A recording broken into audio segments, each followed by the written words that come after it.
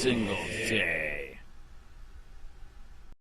Hey, Charlotte County, this is Charlotte County Cop Watch. If you want to see the the first half of this court case, go to public Zoom hearing Sheets versus City of Punta Gorda cops violating their oath, ticketing free speech. I'm not going to add it because then it's a 3-hour long deal. It'll be too long.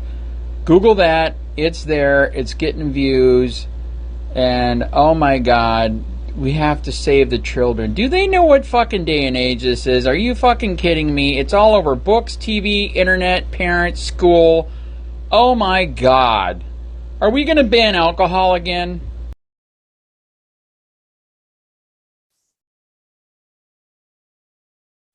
Good morning, folks. Good morning, Your Honor. Mr. Levin, can you hear me? Yes, I'm trying to get my equipment set up, Your Honor. Okay. Well, I can hear you and see you perfectly. So I was just okay. So my reaction, I saw a notice for 8 o'clock today. Nobody thought we were starting at 8, did we? Did I make a bad mistake like that? No, I only noticed it this morning. I pulled it up to see if anything had been filed, and the notice says 8. I just want to make sure nobody was waiting for an hour. No, sorry. My memory was 9. All right. I did tease you about me being a paper boy, and I would start at whatever time you wanted, but I think we picked 9. All right. So my plan for this morning is for Mr. Levin to give his oral argument.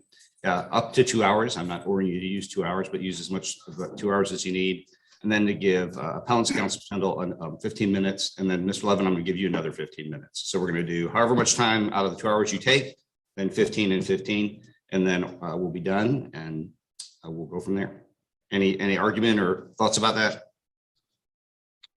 No, Your Honor. Kendall? No, I hope 15 will be enough. I've got several important points to make, but I'll try to be real succinct. All right. Are we ready to proceed? Your Honor, just give me 30 seconds, please. I'm trying to make sure I can hear you. I hate technology. Okay, I think I'm set. For about the last 20 years, I've been telling folks just to repeat. Remember, computers are our friends. I think there's a phrase about government being friends too. There's a lot of that. Yeah. Good morning. May I go ahead? Please proceed. And again, you have up to 11 o'clock if you want to use it, or if you want to stop ahead of time, just tell me. And if anybody needs a break, please just tell me and we'll take a break. Thank you, Your Honor. May it please the court. Towards the end of last Monday's oral argument, the appellant's legal counsel attempted to compare the city with communist China. That's a very unfair categorization, just as it would be unfair for me to accuse his clients of advocating anarchy. In order to protect the tranquility, aesthetics, health, safety, and welfare of the residents and visitors to the city of Punta Gorda, the city council aimed for a sweet spot somewhere between those two extremes. Several times during his oral argument, appellant's legal counsel cited the U.S. Supreme Court's 2015 decision in Reed versus Town of Gilbert, Arizona. That's a good starting point for the city. The town of Gilbert had a sign code that regulated the size, duration, and location of signs based upon the sign's subject matter. In that case, the issue was the constitutionality of regulations restricting the duration, number, and size of temporary directional signs announcing the location of church services. The court noted that the town's sign code exempted 23 categories of signs from its requirement for a permit for the display of outdoor signs. Among others, such categories included construction signs, political signs, garage sale signs, directional signs, and special event signs. The court found that the differing treatment of signs under the city's sign code was determined by the content of the sign. Accordingly, the court found that the city's sign regulations were content-based and consistent with the free speech requirements of the First Amendment would only be constitutional if the restrictions survived a strict scrutiny analysis. Specifically, the court held that the city's content-based restrictions on speech could only stand if the city was able to prove that the restriction furthered a compelling interest and was narrowly tailored to achieve that interest. The court found that the city's justification for the regulations, the preservation of the town's aesthetic appeal and traffic safety, was insufficient to justify the content-based restrictions. The U.S. Supreme Court's decision in town of Gilbert sent shockwaves around the country. The vast majority of municipal sign codes, including that of the city of Punta Gorda, contain provisions substantially similar to those disallowed in the town of Gilbert case. Most municipal and county sign codes, including that of the city of Punta Gorda, had differing regulations for garage sale signs, real estate for sale signs, open house signs, political signs, directional signs, just to name a few. While it took some convincing to change the long-established status quo, the city of Punta Gorda City Council eventually tasked city staff to draft a comprehensive revision of its sign code consistent with the holding in town of Gilbert. City staff and the city attorney sought examples from around the state of Florida and elsewhere of municipal sign codes which had been revised since the town of Gilbert decision. Model post-town of Gilbert sign codes were also reviewed. Similar to most other sign codes reviewed, the city's existing sign code prohibited obscene signs. In most instances, the term obscene signs was not defined in the codes, and the city of Punta Gorda's code was no different. It is likely that the use of such terminology in sign codes had its roots at a time before the U.S. Supreme Court defined the term obscene in the U.S. Supreme Court's 1973 decision in Miller versus California. Before the now accepted legal definition, the term obscene was likely given its generic meaning, such as that reported in the Webster Dictionary, quote, containing or being language regarded as taboo in polite usage. Some of the recognized synonyms for obscene include profane, vulgar, dirty, filthy, crude, and indecent. The word obscene has also been combined with gestures to describe, The word obscene has also been combined with gestures, which are described as signs of disrespect. The act of giving the finger, for example, has for a long time been referred to as an obscene gesture. It is now, of course, recognized that the Miller legal standard for what is obscene does not include simple profanities or obscene gestures. When considering changes to the city's sign code following town of Gilbert, it was necessary to address the city's longstanding prohibition of obscene signs in view of the Miller decision. Following a considerable amount of legal research, it was determined that the U.S. Supreme Court had recognized certain types of words which were not protected by the First Amendment. Thus, to replace the historic generic prohibition against obscene signs, city staff included in the draft sign code definitions for obscene and fighting words, as those terms had been defined by the U.S. Supreme Court and recognized as words, the use of which was not protected by the First Amendment. During the process of drafting, the city experienced a proliferation of flags and signs with the messages, fuck Biden and fuck Trump. Residents complained that the display of such obscene language was inappropriate for viewing by children. Couldn't the city do something about that? It was obvious that under the city's then present sign code, and in view of the U.S. Supreme Court's decision in Miller versus California, such signs could not constitutionally be regarded as obscene. Staff discussed whether there was any class of words other than obscene or fighting words, which could be included in the city's draft sign code to protect children. I recalled reading a U.S. Supreme Court decision in law school about comedian George Carlin's famous routine called Filthy Words. That case was very popular at law school at the time, given its departure from the typically boring cases we were required to study in constitutional law class. I found and reviewed the U.S. Supreme Court's decision in FCC versus Pacifica Foundation. The published decision included an appendix, which was a transcript of George Carlin's monologue. Included in the monologue were the words that were of concern to city residents. And I might point out that listening to the actual presentation by Mr. Carlin was much more entertaining than reading the appendix in the Supreme Court's decision. The FCC had defined as indecent the words self-described by George Carlin as filthy. The FCC called such words indecent to differentiate them from obscene words, as those words were defined in Miller.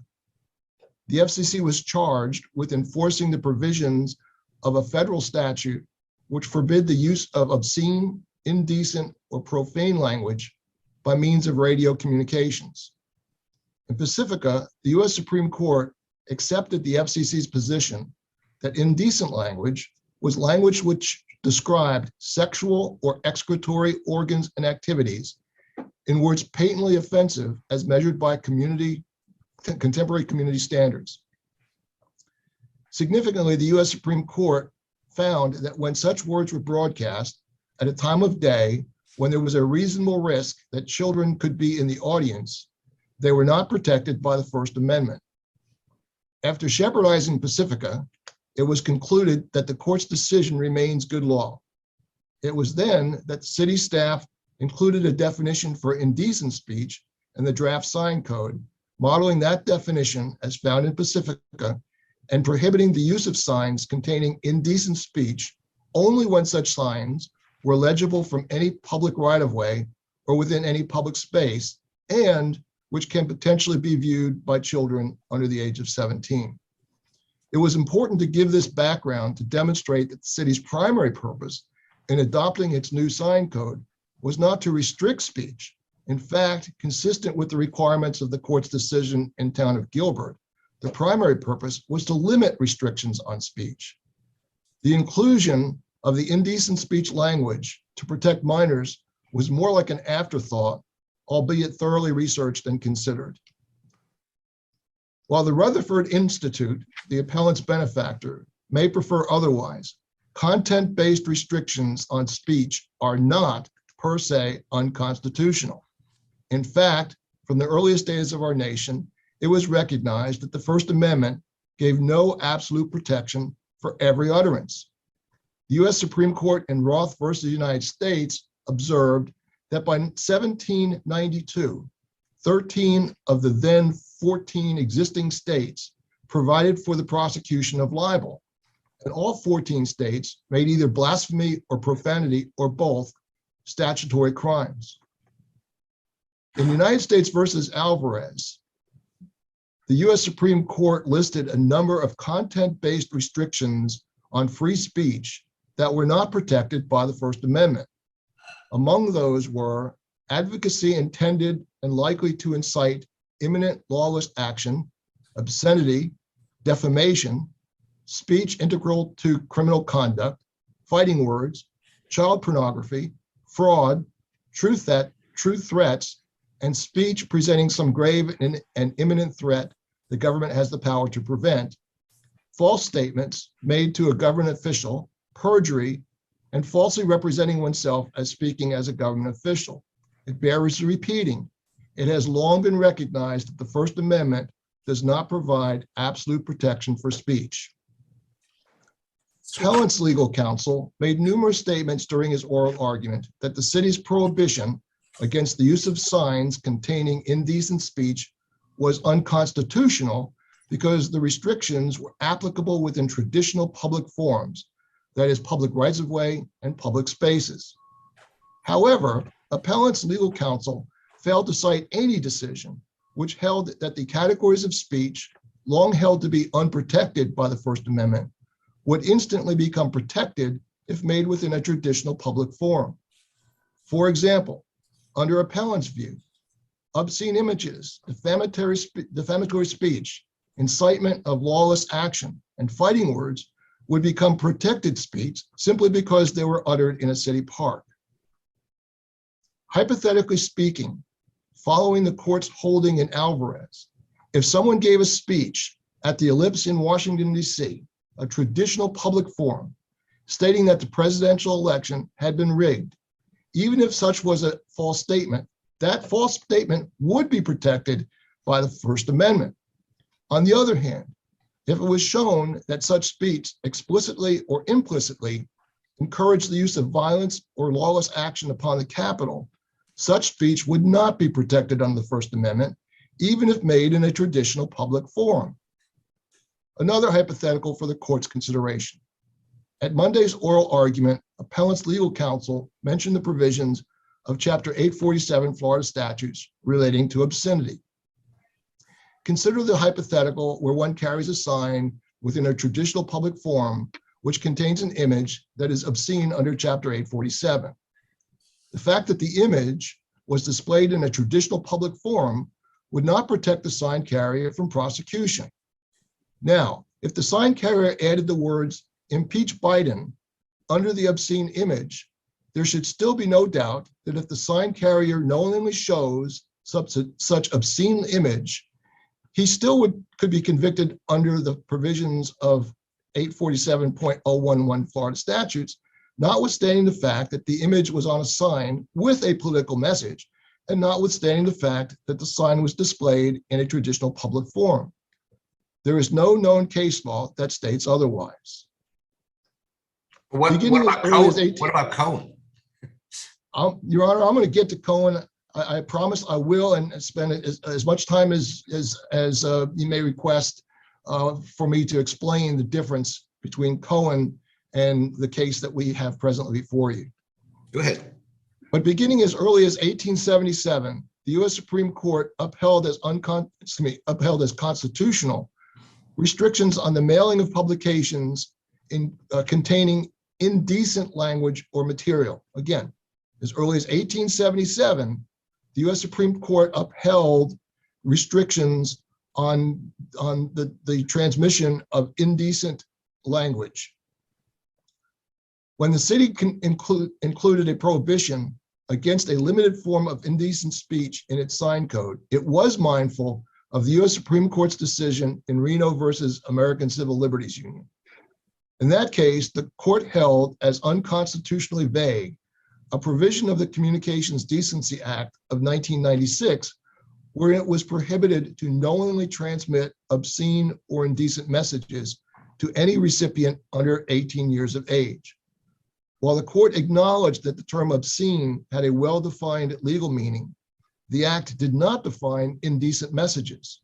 Accordingly, the court found that the act was constitutional as related to obscene messages, but unconstitutional as related to indecent messages, a term the court considered vague in the absence of a definition. For that reason, the city expressly defined the term indecent speech in its new sign code. The city principally relies on the U.S. Supreme Court's decision in Pacifica for its definition of the term indecent speech. Clearly, the U.S. Supreme Court accepted as constitutional the FCC's definition of that term for regulatory purposes. There was no dispute that the words used in George Carlin's monologue were indecent as defined by the FCC, nor can there be any dispute that the words used by the appellant's signs were also indecent. In fact, appellant signs contain two of the filthy words that Mr. Carlin humorously acknowledged will curve your spine and grow hair on your hands. There are a few more things that need to be said about the Pacifica case and the FCC. The city recognizes that the Pacifica case is not directly on point with the issues before this court. If it were, our lives would all be a bit simpler. Nevertheless, the Pacifica case and the FCC case regarding Saving Private Ryan cited by appellants should be more persuasive to this court's resolution of this matter than the Cohen versus California case relied upon so heavily by applicants. And more about the Cohen case in just a moment. As I previously mentioned, the Pacifica case is helpful because it provided a constitutional definition for the term indecent speech. But beyond that, the U.S. Supreme Court reiterated its prior holdings that First Amendment protections on speech are not absolute. The court noted that while the words used by Mr. Carlin cannot be prohibited for the protection of adults, such words can be regulated for the protection of children. The court further noted that the time of day that the indecent speech was made public was also relevant, since the time of day would determine whether children may be exposed to the indecent material. The ABC television network aired the movie Saving Private Ryan from 8 p.m. to 11 p.m., a time of day when minors were likely to be in the audience. It was presented in conjunction with Veterans Day. In the FCC ruling cited by appellants, the FCC took great pains to explain why the television airing of Saving Private Ryan, complete with its indecent speech, including the word used on appellant signs, did not violate the federal statute regarding indecent speech. The FCC noted that the presentation was not intended as family entertainment. The FCC stated that ABC clearly and explicitly warned parents that the film contained material that might be unsuitable for children. This warning was stated in the introduction that preceded the film and was repeated in the oral and visual viewer advisory and voluntary parental code that followed each commercial break during the broadcast. The FCC stated that in view of ABC's warnings, parents could have exercised their own judgment about the suitability of the language for their children. The FCC further noted that it does not find every depiction or description of sexual or excretory organs or activities as indecent. Among the factors considered by the FCC was whether the material was dwelled upon or repeated. It should be pointed out that when the appellants displayed their signs containing indecent speech, no advanced warning was available to parents as to whether the language on their signs was suitable for children. There was no way for a parent to decide whether or not their children should view the F word or the C word on appellants' signs. Furthermore, unlike a fleeting one-time use of the F word on a television or radio broadcast, the printed F word remains on the sign for the entire time it is visible to a child under the age of 17. It is well established that the city may constitutionally regulate speech on the basis of its content in order to promote a compelling interest. There are a long line of US Supreme Court cases which recognize that there is a compelling interest in protecting the physical and psychological well-being of minors. The US Supreme Court's decision in Ginsburg versus State of New York is the most often cited in other Supreme Court decisions for the proposition that even materials that would not be obscene for adults may still be constitutionally regulated to protect the well-being of minors. During Monday's oral argument, appellants claimed that minors have a First Amendment right to use indecent language, relying upon the US Supreme Court's decision in Mahoney Area School District versus BL. That, in fact, was not the holding of the case, but even if it was, such would not prevent the government from taking action to protect children from such language.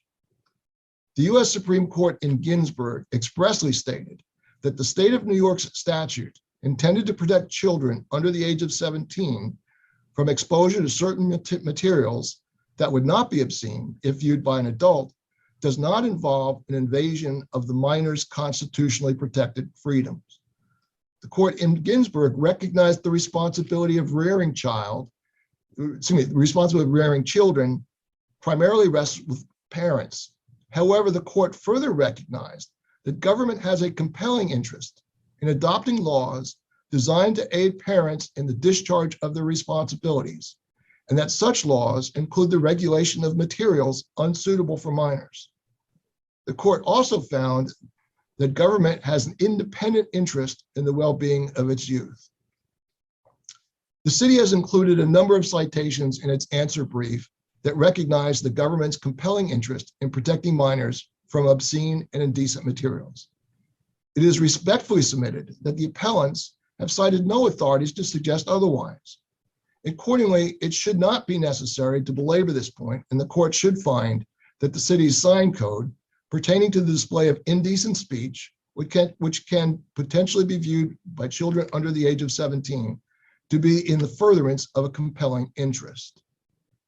The city may also constitutionally regulate speech on the basis of content if such regulation is narrowly tailored to target and eliminate no more than the exact source of the evil it seeks to remedy. The U.S. Supreme Court in Frisbee versus Schultz upheld a municipal ordinance that prohibited picketing before or about the residence of a dwelling of an individual. Initially, it appears that the ordinance was intended to protect a medical doctor who performed abortions.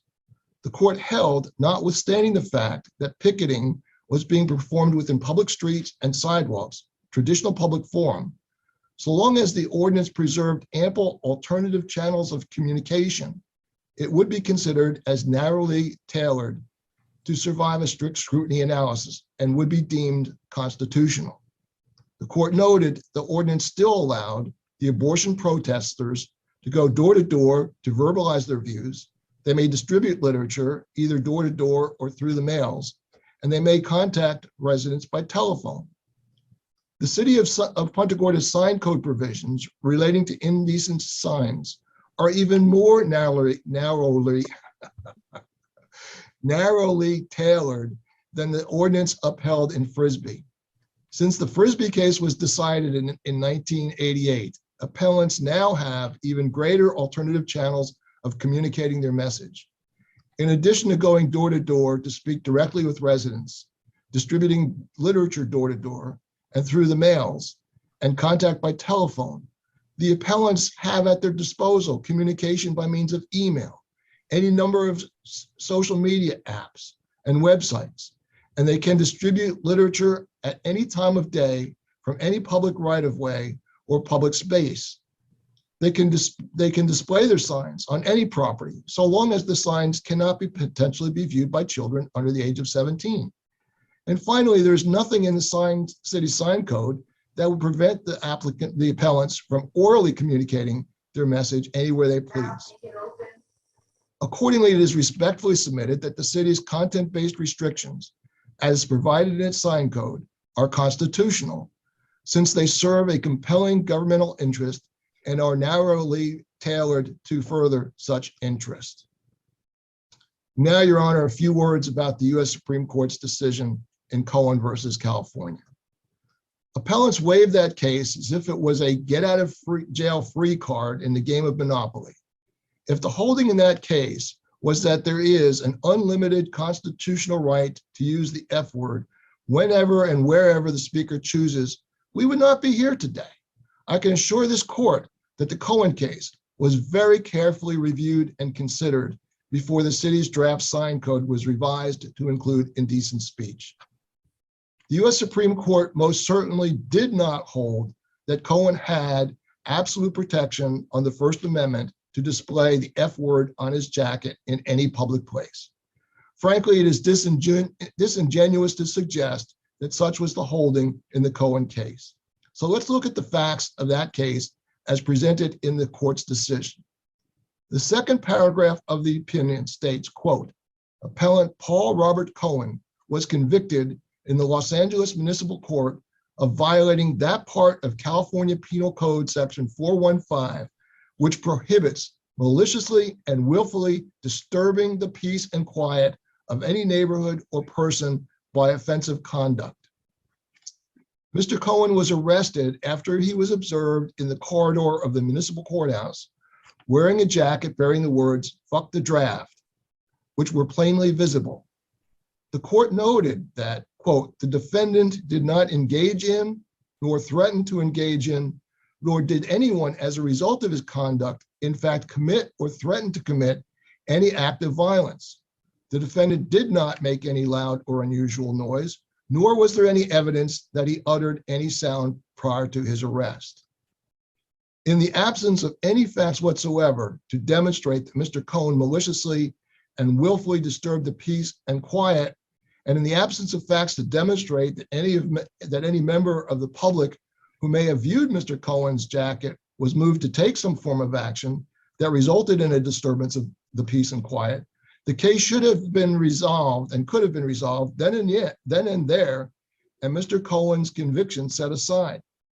Instead, the state argued that the mere use of the F word constituted offensive conduct inherently likely to cause a violent reaction.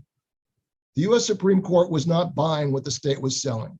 It overturned Cohen's conviction, stating, quote, absent a more particularized and compelling reason for its actions, a state may not, consistently with the First and 14th Amendments, make the simple public display here involved of this single four-letter expletive a criminal offense, because that is the only arguably sustainable rationale for the conviction here at issue. The judgment below must be reversed, end quote. It is abundantly clear that the U.S. Supreme Court was not stating that the use of the F word was absolutely protected under the First Amendment. It was simply stating that in the Cohen case, the offense charged was not proved. With the Cohen case in mind, and following consideration of all the cases I previously mentioned today, as well as those discussed in the city's answer brief, the city firmly believes that it has presented a particularized and compelling reason for prohibiting the use of signs containing indecent speech as defined in the sign code, when such signs are legible from any public right-of-way or within any public space, and which can potentially be viewed by children under the age of 17. It should be further noted that after consideration of all relevant precedent, the city intentionally did not make the violation of its sign code a criminal offense. This is significant, for as noted by the First District Court of Appeal, 5th District, in State versus Hannah, ordinances are presumed to be constitutional, and all reasonable doubts regarding the ordinance must be resolved in favor of constitutionality unless content-based restrictions affecting First Amendment rights are enforced by severe criminal penalties. Since the city's sign code may only be enforced by administrative fines, the provisions thereof are presumed to be constitutional, and the appellants have not demonstrated otherwise. For the foregoing reasons, it's respectfully submitted that this court find that the provisions of the city's sign code, providing a limited prohibition upon the display of indecent speech, are constitutional, and uphold the final orders of the city's Code Enforcement Board that the appellants have violated Chapter 26, Article 11, Section 11.5 Punta Gorda Code. One final note regarding appellant's motion for attorney's fees. Appellant's motion correctly states that the law in Florida that attorney's fees may be recoverable by the prevailing party, provided such fees are recoverable by statute or contract. The only Florida statute cited by appellants to support their motion is Section 57.112 Florida statutes. The only arguable application of that statute to the present appeal would have been if the appellants challenged the enforcement of the city's sign code on the grounds that it was expressly preempted by the state constitution. There was absolutely no allegation in any of the appellant's briefs that the court will find, and not a single mention of Florida's constitution, of Florida's constitutional right of freedom of speech, Article 1, Section 4, Florida Constitution, was included in the appellant's briefs. Accordingly, should appellants prevail in this appeal, their motion for attorney's fees should be denied. All right. In conclusion, Your Honor, contrary to appellant's assertions that the city is trying to contract First Amendment freedoms, the city is merely trying to preserve the boundaries that currently exist. Consistent with the U.S. Supreme Court's decision in Ginsburg, the city is trying to use the tools that the law provides to help parents protect their children from harmful, indecent graphics and language. To help make the city of Punta Gorda a more welcoming place for young families with children, we respectfully request that you find the city's sign code unconstitutional. Clearly, Your Honor, this is a case of first impression. The two cases that have been cited to you most often by the appellants and the appellees are the Cohen case and the Pacifica case, neither one of which are directly on point to the issues before this court. But Your Honor, when you look at those two cases, you should find that the Cohen case doesn't even come close to what the appellants claim that it says. The free and unbridled use of the F word is constitutionally protected. And when you look at the Pacifica case, you'll find that there is a compelling need to preserve and protect children from exposure to words which are indecent as those words have been defined. And hopefully, Your Honor, you'll find that the city's ordinance comports with what the intent and thrust of the Pacifica case would be, and find our ordinance to be constitutional. Thank you, Your Honor. Welcome. Senator, you ready to go, or you want a short break first? I'm ready to go. I just might ask if he has 15 minutes, I get 5 minutes after that in case there's anything really I need to clear up. But I'm ready to proceed right now, Your Honor.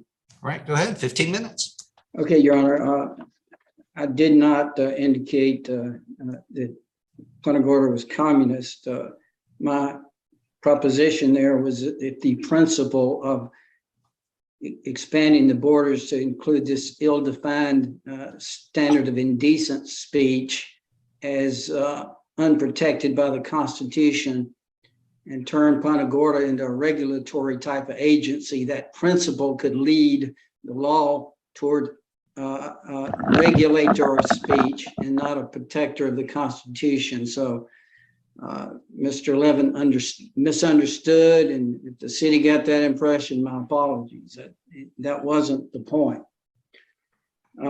Also, it wasn't my point that suddenly open forum, anything goes. Not at all. Open public forum, there are certainly certain regulations for it. And I thought I made it very clear that the Ginsburg holding set the boundaries in that regard. And importantly,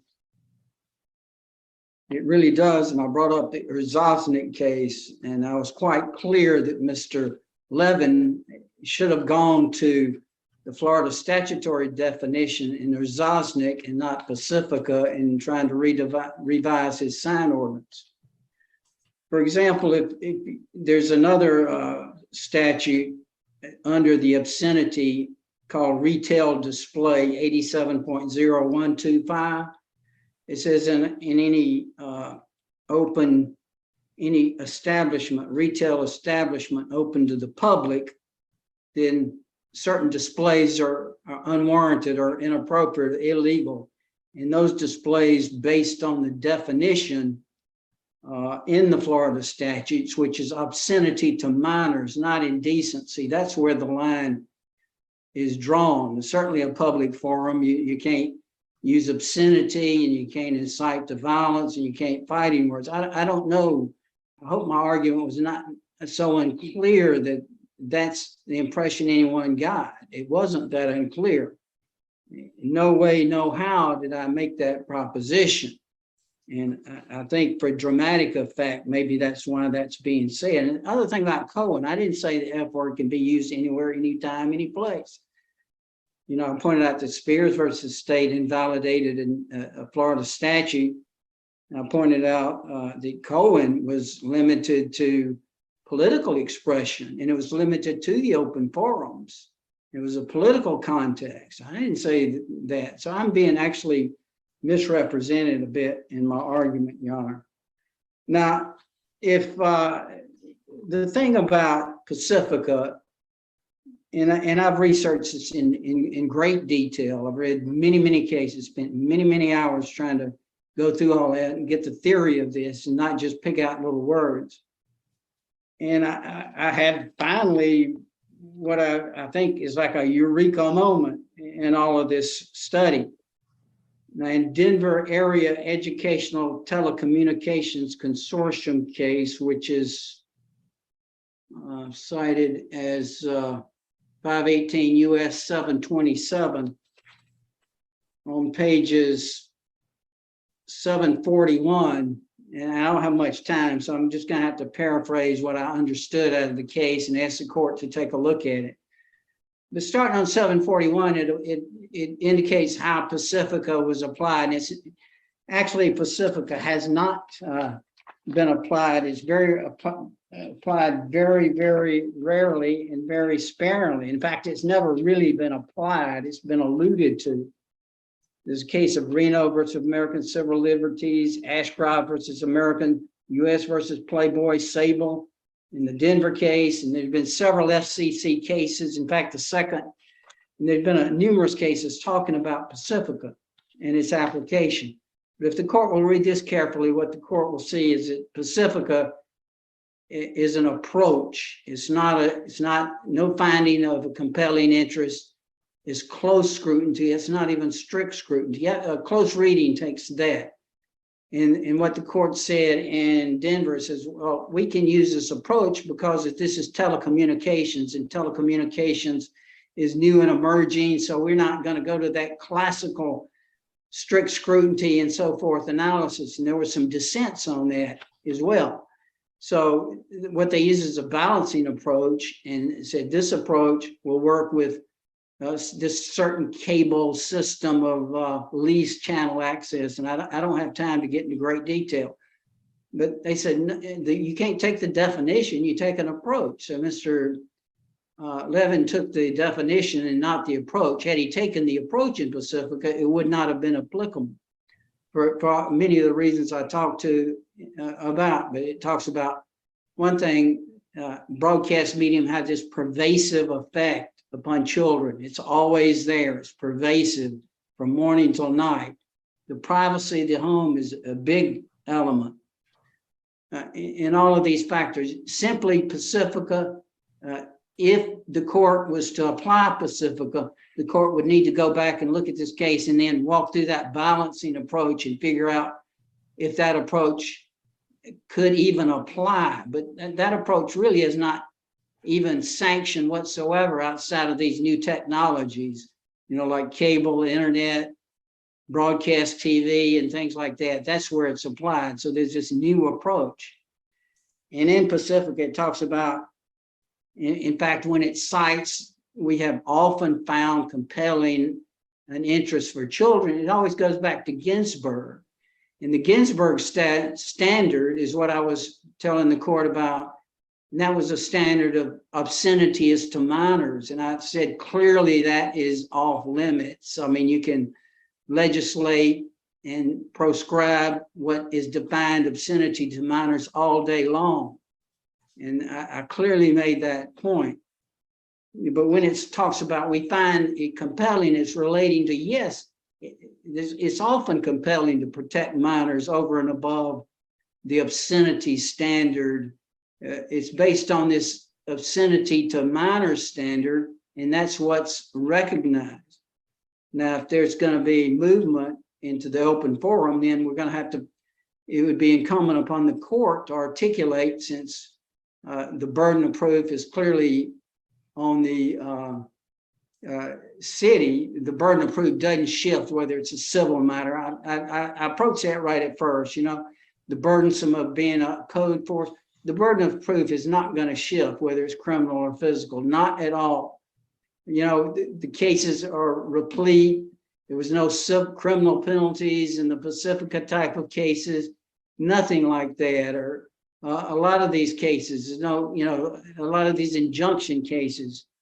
The Fisbee case he talked about was a neighborhood, and that involved the privacy of home. And even then they didn't shut off all kinds of speech. They still allowed protesters. They just couldn't congregate at a home. These cases that Mr. Levin is referring to are being taken out of context. But an independent analysis would be incumbent upon the court to make. Is there a compelling interest in this case to disallow the F word in view of a political protest, or any words like that? And certainly I would not for a minute say that you could put a pornographic scene and put a protest word under it and make that legal. That wouldn't be legal at all. That would have to be viewed in view of the definition of what's obscene to minors, which is already in Florida statutes. Mr. Levin says this is a case of first impression. I definitely agree with that. And my impression is that he's taken an indecent definition, which is a vague definition, and trying to bootstrap it onto a public forum. And one thing that's quite important here to recognize, and that's the fact that the ordinance as I indicated, is actually much more broad than even if Pacifica was transported, where it says cannot be potentially viewed by children. Now, if you took out that statement, which could be potentially viewed by children, you'd still have the same ordinance, because any public area, any public way is potentially viewed by children. So you could actually just take that out. That's only in there to try to justify that when it really has no justification under the law. Like I said, there's other ways to protect children from this, and so forth and so on. There's other sign codes that could be developed. There are new cases that came out. There's a sign code case hot off the presses, Reagan versus City of Austin versus Reagan, which upheld some sign ordinances that could be applied with just commercial signs. Doesn't have to go to every sign. This goes to the heart. The way this was drafted goes to the heart of First Amendment speech. It says you cannot use this word. You cannot use it under any circumstances. You can't use it. You can't put it on your jacket as they did in COVID. But this is so broad, you could just wipe out that potentially viewed by children. It wouldn't change a thing. It wouldn't change the statute at all. At all. And unlike, but in Pacifica, the language is reasonable risk that children may be an audience. So it really would take an analysis on that. And I would refer the court back to this case of Williams-Yulee. Williams-Yulee, they agreed there was a compelling interest for judicial integrity. That wasn't even on the table. Here, compelling interest hasn't been proved. It hadn't been shown. It hadn't been articulated. It's just been pointed to at Pacifica. Now,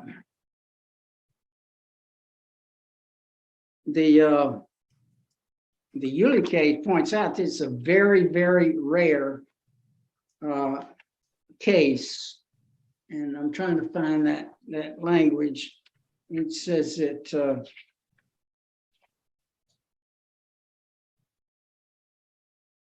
the Florida bar faces a demanding task in defending Canon 7C1 against Yulee's First Amendment challenge. We have emphasized that it is a rare case in which the state demonstrates that a speech restriction is narrowly tailored to serve a compelling interest. The very rare case. So when the court thinks about this, keep that in mind, Your Honor. It's a very rare case. So the last thing in a rare case want to do is just sign off and say there's a compelling interest. I find it. Even in Yulee, they went to great extent to describe the compelling interest, even though it was conceded. It conceded the compelling interest, which was the upholding of judicial integrity. He also discussed under-inclusive and over-inclusive, but they said that's not always determinative. No, it's not always determinative. In our case, under-inclusive and the over-inclusive is really quite a bit different than the way it was presented in Yulee. In Yulee, it was presented and say, well, you can restrict a judge from making personal requests for contributions. You should also restrict him from having a campaign committee. Well, the court looked at that and said, well, that goes to the heart of what we're trying to protect. That difference goes to what the heart of what we're trying to protect, and that's integrity.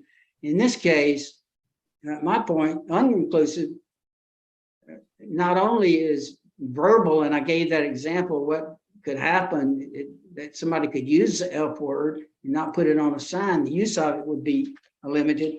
Also, based on Florida statute, that same minor that couldn't appreciate, learn to appreciate free speech or that kind of thing, or see somebody with a protesting with a sign, he could walk into a store, retail establishment, and see what a lot of graphic stuff, as long as it didn't violate the what's called the minor obscenity standard, the Tennessee standard for minors, and that includes naked pictures, as long as they're not sexually overly sexually suggested. They can see all kind of graphic stuff, and that still wouldn't be illegal. So, what we're attacking here is we're not trying to embellish the F word in any way. We're trying to protect free speech. That's what we're doing.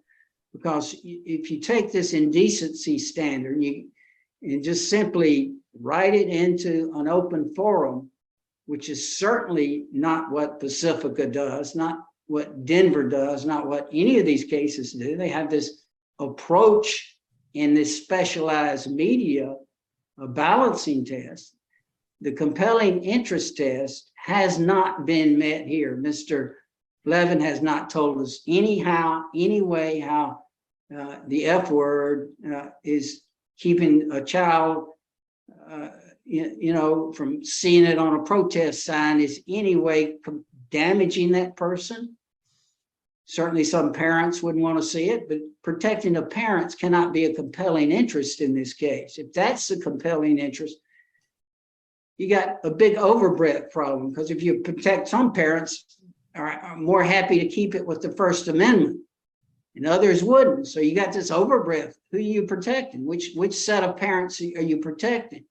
And if you only protect a set of parents that agree with your views, that's viewpoint discrimination. That's clear and obvious viewpoint discrimination that has been really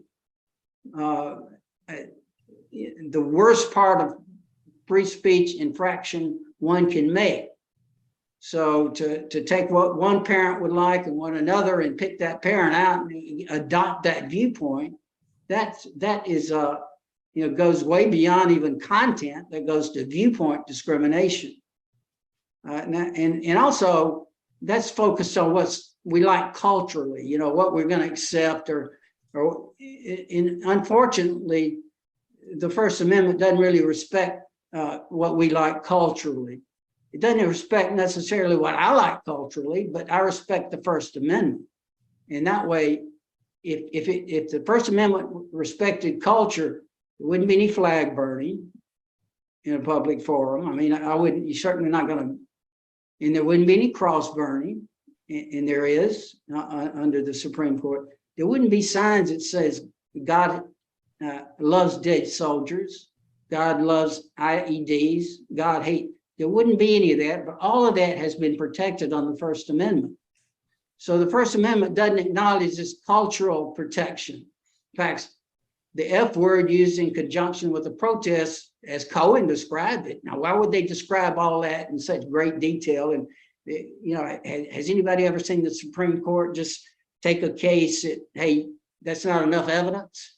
No, the Supreme Court takes cases that have important principles. All I can ask you to do is, Cohen, remember my arguments. Mr. Henry, you've gone a little bit past your 15 minutes. I'll give you a couple of minutes to wrap up before I turn back to Mr. Levin. Yeah, Cohen, I would ask for a couple of minutes, maybe after if Mr. Levin says something I really need to respond to. But all I'm saying, I would ask the court to if there's any doubts about Cohen, we're not resting on that. I mean, the whole principle of this thing, it just can't be done. This is a very novel approach, something that Mr. Levin admitted that he went back to the drawing board and tried to think out on his own. But, it's not something that's going on in all the cities, apparently, and it shouldn't be. So this is very novel, and I just ask the court to, anything about Cohen, just reread it for yourself. Thank you, Your Honor. Thank you. Mr. Levin?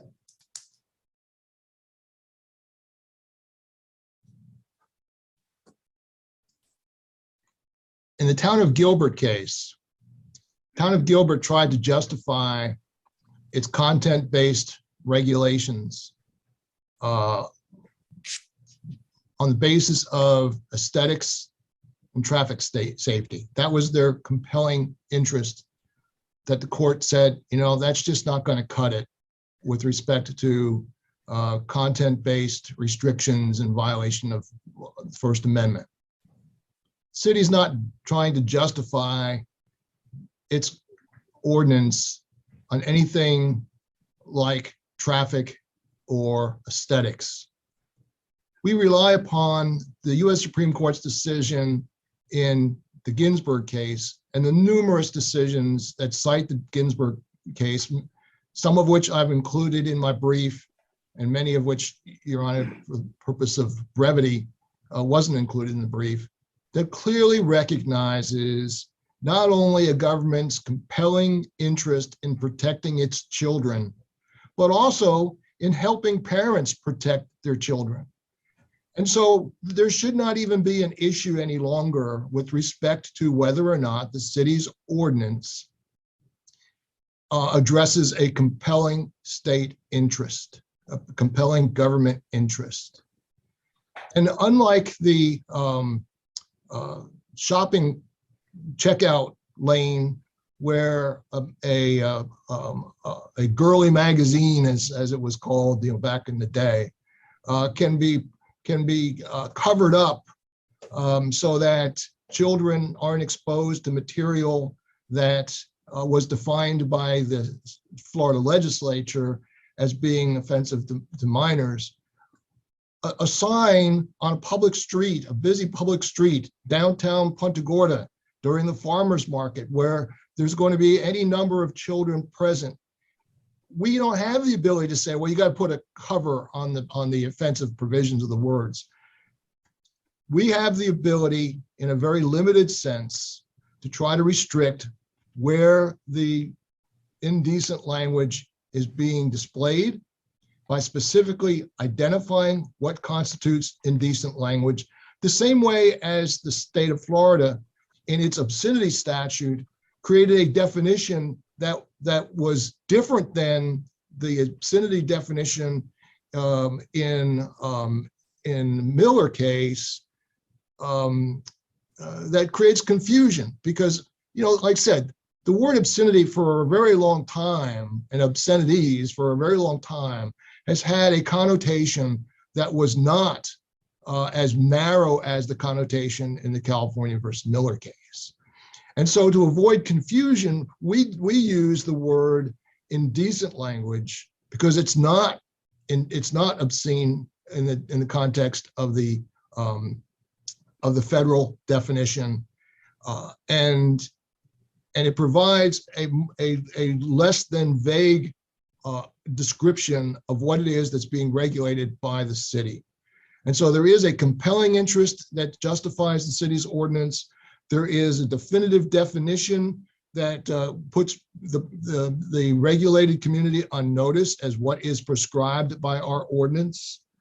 And we feel that there is sufficient, not only compelling interest, but sufficient narrowing of the regulation, much more than what was available historically, to provide alternative means of communication of the political message or whatever message the appellants want to present, short of presenting indecent language in a public area that's viewable by children under the age of 17, and without giving the parents an opportunity to protect their children from exposure to such language, of compelling interest recognized by the U.S. Supreme Court. Thank you, Your Honor. Shannon, I'll give you those 5 minutes you asked for. Well, thank you, Your Honor.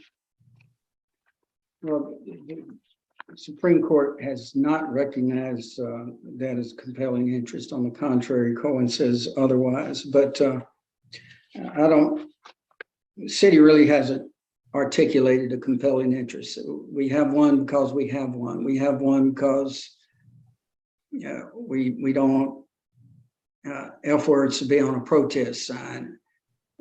If you look at the Brown case, which was supplemental authority, to a great extent of what compelling interest had to be demonstrated. So, and it goes into great extent. It says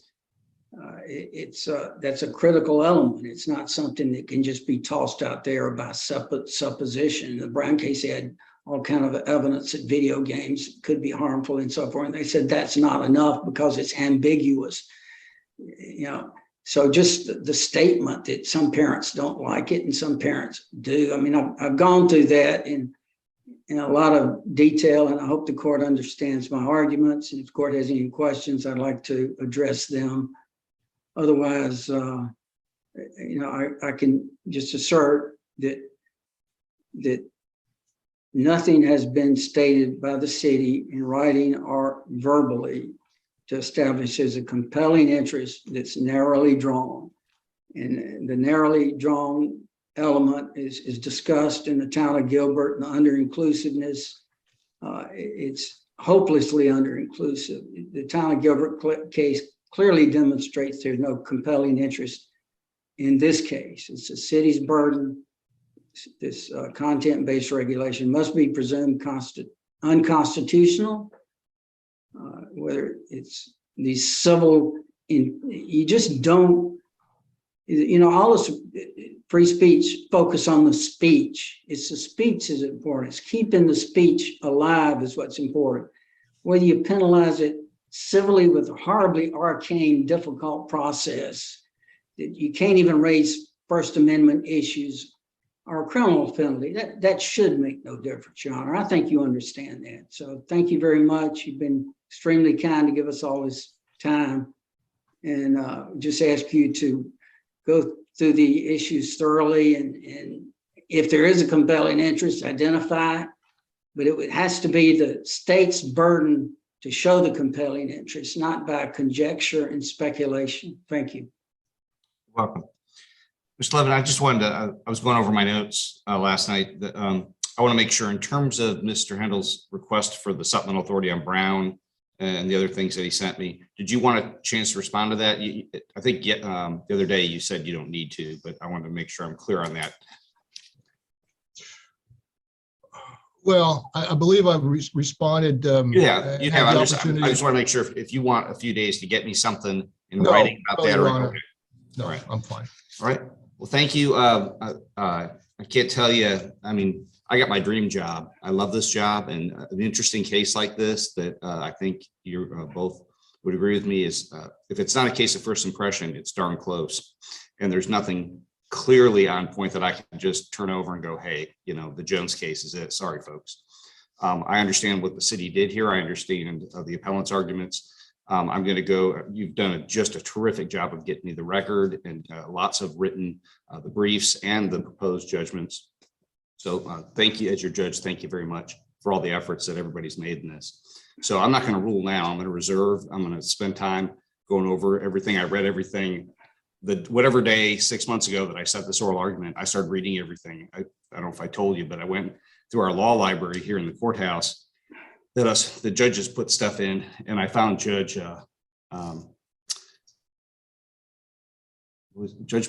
Black.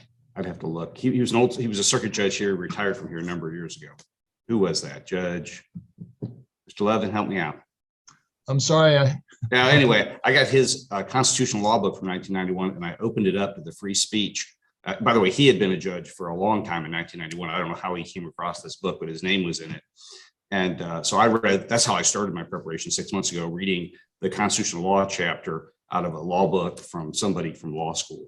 And it goes back, to England and before. So I just want you to know, I've spent a bunch of time on it. I've read everything that you've sent me. I want to go back through some of the cases that you focused on in your oral arguments, and then I'll get you an order.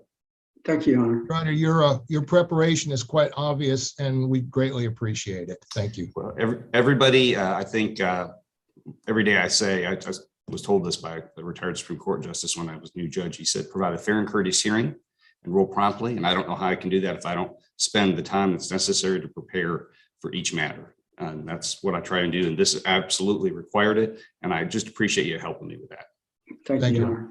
All right. Everybody take care. Be safe.